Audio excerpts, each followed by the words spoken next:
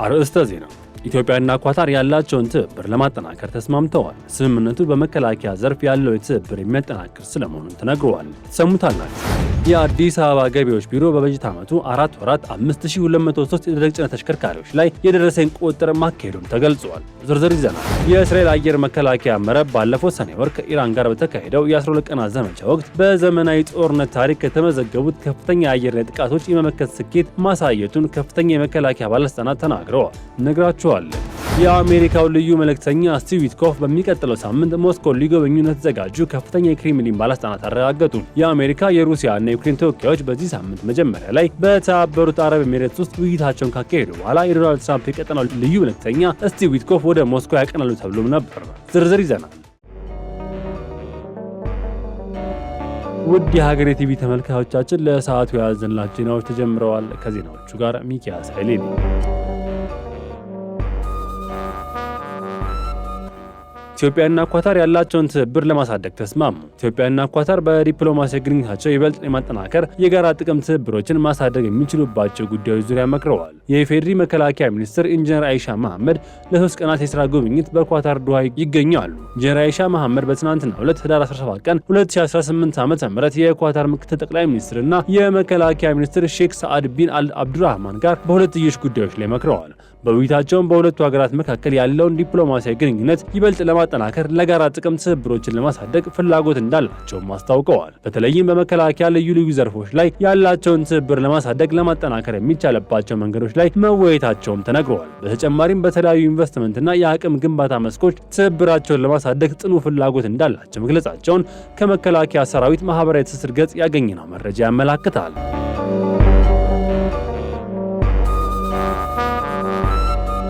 997 ግብር ከፋዮች ላይ አስተዳደራዊ እርምጃ ተወሰደ። የአዲስ አበባ ከተማ ገቢዎች ቢሮ በ2018 ዓ.ም በጀት ዓመት 4 ወራት በ5203 የደረቅ ጭነት ተሽከርካሪዎች ላይ የደረሰኝ ቁጥጥር ማካሄዱን አስታውቋል። የደረሰኝ ቁጥጥሩ በሁሉም የከተማ አቅጣጫዎች ወደ ከተማ በሚገቡ ከከተማ በሚወጡና በከተማ ውስጥ በሚንቀሳቀሱ የደረቅ ጭነት ተሽከርካሪዎች ላይ ሚኒባሶችና አነስተኛ ሽፍን መኪኖች ላይ የተደረገ መሆኑን ተነግሯል። በዚህም የደረሰኝ ጭነት በመያዝ ሲንቀሳቀሱ የነበሩ 907 ደረቅ ጭነት ተሽከርካሪዎች በቁጥጥር ስር የዋሉ ሲሆን 1039 ግብር ከፋዮች ደረሰኝ እንዲቆርጡ 997 ግብር ከፋዮች ላይ ደግሞ አስተዳደራዊ እርምጃ እንዲወሰድ መደረጉም ቢሮ አስታውቋል። ከዚህም በተጨማሪ በተደረጉ ቁጥጥር የደረቅ ጭነት ተሽከርካሪዎች የጫኗቸው ሸቀጦች ላይ የ954 ሚሊዮን 803 ሺህ ብር ደረሰኝ እንዲቆረጥባቸው ለማድረግ መቻሉም ተገልጿል። በአሁኑ ወቅትም የደረሰኝ ቁጥጥር በቀን ብቻም ሳይሆን በሌሊት ጭምር ተጠናክሮ መቀጠሉ የተገለጸ ሲሆን ደረሰኝ ሳይዙ ሸቀጦችን በመጫን በሚንቀሳቀሱ ተሽከርካሪዎች ላይ ከሚወሰዱ አስተዳደራዊ እርምጃ በተጨማሪ በቀጣይ የደረቅ ጭነት አሽከርካሪዎቻቸው ላይ የህግ ተጠያቂነት እንዲሰፍን የሚያደርግ መሆኑን ቢሮ አስታውቋል።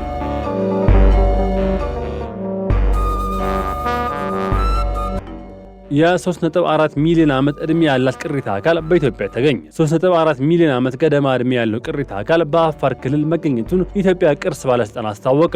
ባለስልጣኑ ከተመራማሪዎች ጋር በመሆን ግኝቱን በአፋር ክልል ወረንሰ ሜሌ በተባለ በሚጠራው አካባቢ መሆኑም ተገልጿል። ግኝቱ ይፋ ያደረጉት በአሪዞና ስቴት ዩኒቨርሲቲ ተመራማሪ የሆኑት ፕሮፌሰር ዮሐንስ ኃይለሥላሴ አዲሱ ግኝት የ3.4 ሚሊዮን ዓመት ዕድሜ እንዳለው ይህም ሉሲ ወይም ድንቅነሽ በኖረችበት ዘመን ይኖር እንደነበረም አመላካች ነው ብለዋል። በዚህ ምክንያት ለቅሪተ አካሉ የሉሲ ቅርብ ዘመድ በሚል ስያሜ እንድትሰጠው ተነግረዋል። በአፋር ክልል በተለያዩ ጥናት ጣቢያዎች መሰል ምርምሮች የተካሄዱ መሆኑን የጠቆሙት ተመራማሪው የተገኙ ቅሪተ አካል በሰው ዘር የለውጥ ሂደት ኢትዮጵያ የሰው ዘር መገኛ መሆኗን ዳግም ያረጋገጠ መሆኑን አብራርተዋል። የኢትዮጵያ ቅርስ ባለስልጣን ዋና ዳይሬክተር አበባው አያሌው በበኩላቸው መሰል የምርምር ግኝቶች ኢትዮጵያ ምድረ ቀደምትና የሰው ዘር መገኛ መሆኗን የሚያጠናክሩ ናቸው ብለዋል።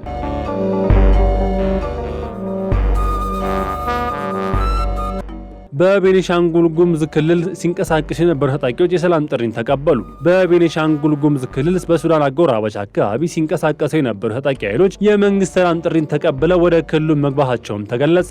ታጣቂ ኃይሎች ትጥቃቸውን ፈተው ወደ ክልሉ ከገቡ በኋላ ከክልሉ ርዕሰ መስተዳድር አሻዲን ሐሰን ጋር መወያየታቸውም ሰምቷል። አሻዲን የክልሉን ለንተናዊ ሰላም ለማረጋገጥ እየተከናወነ የሚገኘው ስራ ተጨባጭ ውጤት እያስገኘ ነው ብለዋል። በክልሉ አንዳንድ አካባቢዎች የሚንቀሳቀሱ ታጣቂ ኃይሎች የሰላም ጥሪን በመቀበል በሰላማዊ መንገድ ሀሳባቸውን ማራመድ እንደሚችሉም ተናግረዋል። ትላንት ረቡዕ ትጥቃቸውን እንደፈቱ የተነገረላቸው ታጣቂ ኃይሎች በሱዳን አጎራባችና ጉባ ወረዳ የተለያዩ ስፍራዎች ሲንቀሳቀሱ የነበሩ መሆናቸውንም አመላክተዋል። ርዕሰ መስተዳድሩ ሻዕባን አባስና ባድቆ ሳንተኙ ግለሰቦች ይመሩ የነበሩ ታጣቂዎች ወደ ሰላማዊ መንገድ መመለስ ለበርካቶች አርያ እንደሚሆን አጽንኦትም ሰጥተዋል። የሰላም ጥሪን የተቀበሉ ታጣቂ ኃይሎች ወደ ተሃድሶ ስልት ማዕከል መግባታቸውንም የክልሉ ኮሚኒኬሽን ቢሮ ኃላፊ መለሰ በየነ ለፋና ገልጸዋል። ከተሃድሶ ስልጠና በኋላም በክልሉ የተለያዩ ዘርፎች ላይ በመሰማራት የልማት ተጠቃሚዎች እንደሚሆኑም አስገንዝበዋል።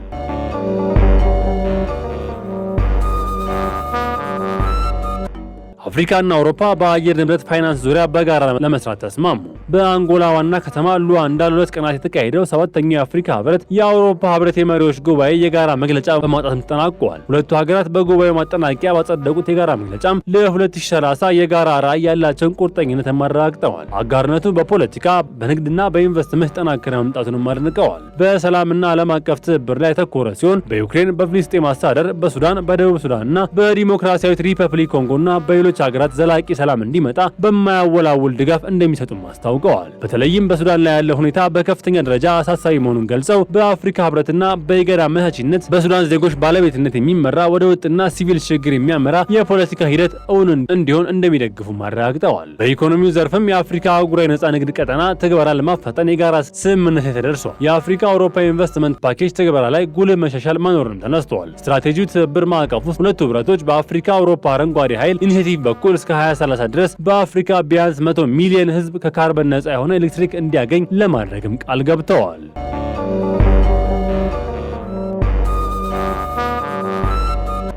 ኢራንን በመከላከል ከፍተኛ ውጤት አስመዝግቤያለሁ ስትል እስራኤል አስታወቀች። የእስራኤል የአየር መከላከያ መረብ ባለፈው ሰኔ ወር ከኢራን ጋር በተካሄደው የ12 ቀናት ዘመቻ ወቅት በዘመናዊ ጦርነት ታሪክ ከተመዘገቡት ከፍተኛውን የአየር ላይ ጥቃቶች የመከት ስኬት ማሳየቱን ከፍተኛ የመከላከያ ባለስልጣናት ገለጹ።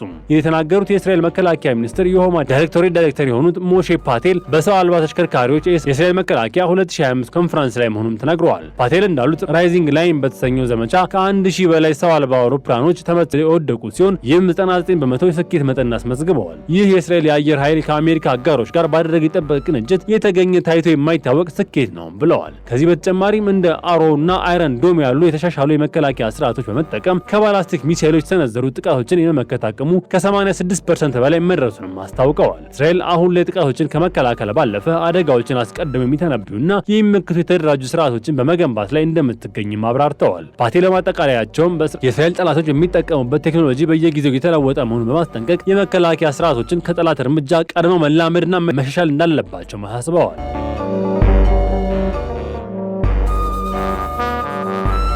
ሩሲያ አሜሪካ ልዑካን ጉብኝት አረጋገጠ። የአሜሪካው ልዩ መልእክተኛ ስቲቭ ዊትኮፍ በሚቀጥለው ሳምንት ሞስኮ ሊጎበኙ እንደተዘጋጁ ከፍተኛ የክሬምሊን ባለስልጣናት አረጋግጠዋል። አሜሪካ የሩሲያና የዩክሬን ተወካዮች በዚህ ሳምንት መጀመሪያ ላይ በተባበሩት አረብ ኤሚሬቶች ውስጥ ውይይቶችን ካካሄዱ በኋላ የዶናልድ ትራምፕ የቀጠናው ልዩ መልእክተኛ ስቲቭ ዊትኮፍ ወደ ሞስኮ ያቀናሉ ተብሎም ነበር። ክሬምሊን በሩሲያና በዩክሬን መካከል ያለውን 4 ዓመት የተጠጋውን ጦርነት በስምምነት ለማስቆም የሚደረጉ ጥረቶችን ለማፋጠን የሚያግዘውን የዊትኮፍን ጉብኝት የሚያረጋግጡም የሩሲያ ፕሬዝዳንት ቭላዲሚር ፑቲን የውጭ ጉዳይ አማካሪ የሆኑት ዩሪ ኢሽኮቭ የክሬምሊን ባለስልጣናት የመጀመሪያው የአሜሪካ የሰላም ሀሳብ በይፋ እንዳልተቀበሉም ገልጸዋል። ግንኙነቶቹ በመካሄድ ላይ ናቸውም ተብሏል፣ በስልክም ጭምር። ነገር ግን እስካሁን ድረስ ማንም ሰው የአንድ ክብ ጠረጴዛ ዙሪያ ተቀምጦ ይህን ነጥብ በነጥብ አልተወያየንበትም ሲሉ ኢሽኮቭ ለሩሲያ የመንግስት ማገናኛ ብዙሃን ተናግረዋል።